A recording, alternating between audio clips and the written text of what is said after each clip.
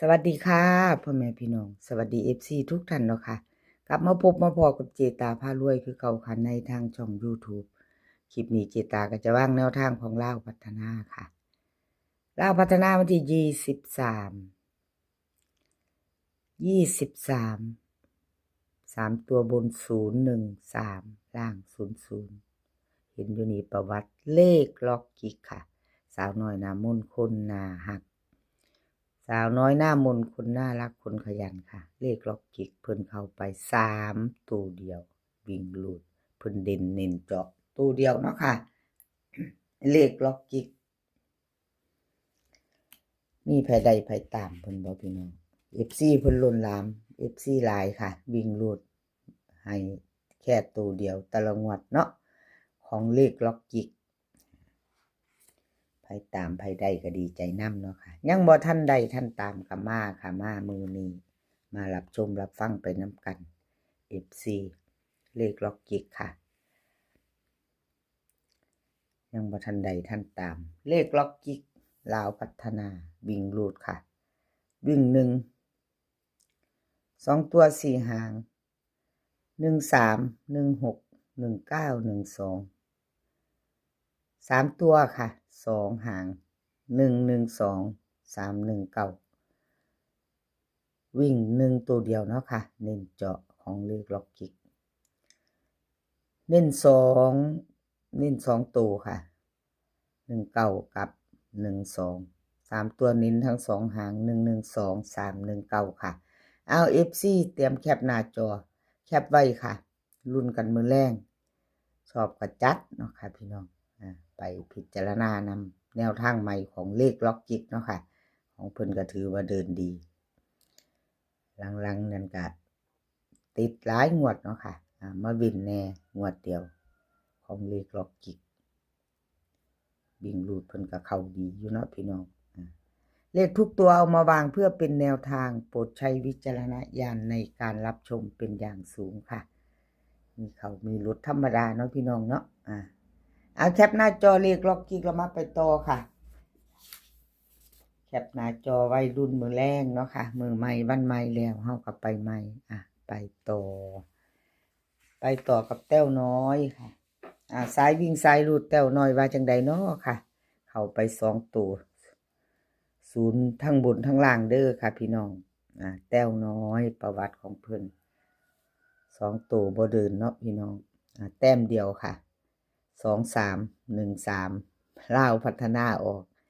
013 3ตัวบน00ล่างนะคะเพิ่นเข้าไปวิ่งรูด0กับ3แต้วน้อยค่ะแต้วน้อยมาไปต่อค่ะแต้วน้อยวิ่งเพิ่นยังบ่ทันหลุดเด้อค่ะพี่น้องยังมาอยู่2ตัวมา1ตัวเนาะเข้าทั้งบนทั้งล่างค่ะมือใหม่แล้วค่ะมื้อนี้วันที่25เป็นวันพุธ2 ทุ่มครึ่งค่ะลาวพัฒนาออกมาต่อกับแต้วน้อยเนาะค่ะต่อกับแต้วน้อยลาวพัฒนาวิ่งรูดค่ะ1 2กับ5วิ่งรูด3ตัว2ตัวค่ะ1 2 1 5 2 5 2 7 3ตัวค่ะ1 2 5 7 2 5วิ่งรูด3ตัวนี้เพิ่นเด่นให้หมดเด้อค่ะวงกลมเด่นเน้นหมด1 2 5 2ตัวคือกันค่ะวงกลมให้หมดเน้นหมดทุกหางเนาะ1 2 1 5 2 5 2 7 1 2 5 7 2 5เน้นหมดทุกตัวทุกหางเนาะค่ะแต้วน้อยสาวน้อยยิ้มหวานสาวน้อยยิ้มดีเด้อค่ะสาวน้อยยิ้มดีแต้วน้อยยิ้มนี่มาก่อนเว้าเลยล่ะแต้วน้อยเอาไผจะตามต่อไปนะครับเพิ่นใหม่หรือยังบ่ทันตามก็ถ้าชอบแนวทางเพิ่นเนาะค่ะพี่น้องก็แคปหน้าจอไว้มื้อนี้เฮาก็ไปลุ้นใหม่เอาไปลองเบิ่งพิจารณาซ่อมเนาะค่ะพิจารณาซ่อมกับแต้วน้อยเนาะ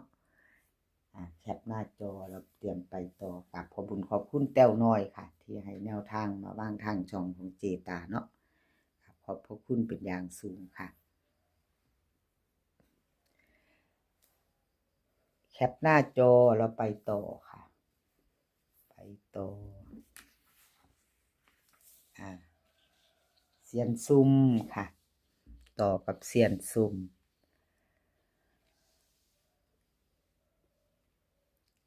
เซียนซุ่มวันที่23ที่ผ่านมาค่ะเอาFCเป็นยังไงมีไผวิ่งบ่เพิ่นเข้าไป3อยู่เด้อค่ะล่าออก013 3ตัวบน00ล่างเนาะค่ะเซียนซุ่มเข้าไป3วิ่งรูดตัวนึงค่ะ2ตัวจับคู่ไม่มาไม่เดินเนาะค่ะบ่เข้า2คู่บ่มาเนาะ2ตัวบ่มาเนาะพี่น้องจับคู่บ่เข้าจับคู่ไม่เข้านี่วันที่20เนาะค่ะเอามาไปต่อมื้อนี้ค่ะกับเซียนซุ่มFC เซียนซุ่มเตรียมแคปหน้าจอค่ะมือใหม่แล้วไปต่อนะพี่น้องไปใหม่พิจารณาใหม่กับเซียนซุ่มเพิ่นเว้นงวดเขานะพี่น้องเซียนซุ่มลาวพัฒนาค่ะมื้อนี้เพิ่นให้มาวิ่งรูด0กับ1ค่ะ0กับ1 2ตัวค่ะ4หาง0102 1217เบิ้ล0011 3ตัวค่ะ917 902 912วิ่งรูดค่ะ0กับ1 2ตัวค่ะ01กับ17 3ตัวค่ะ917 912เพิ่นเน้นเนาะค่ะวงกลมให้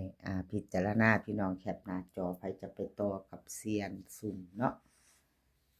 เลขทุกตัวเอามาวางเพื่อเป็นแนวทางเนาะค่ะโปรดใช้วิจารณญาณในการรับชมกราบขอบคุณเซียนซุ่มหลายๆค่ะที่ให้แนวทางมาวางทางช่องเนาะFC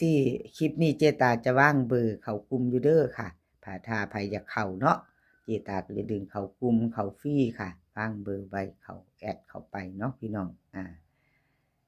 จะว่างเบอร์ไว้อัปเดตก่อนพี่น้องอัปเดตก่อนเงียบโดนแล้วค่ะเจตาบ่ได้เอิ้นหมู่เข้ากลุ่มบ่ได้ชวนหมู่เข้ากลุ่มโดนแล้ว